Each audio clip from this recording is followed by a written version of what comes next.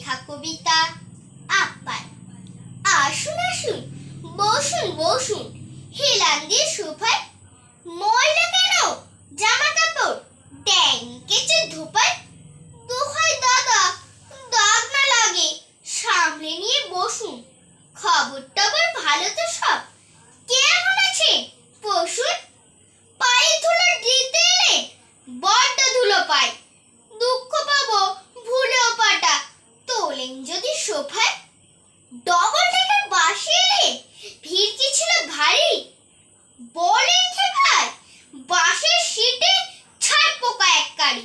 এই রে খেলে উঠুন উঠুন, পালান পালান পালান, বাসের থেকে সোফায় যদি ছাড় পোকা হয় চালান। এই যা বড় ভুল যে হলো, চলবে নাকি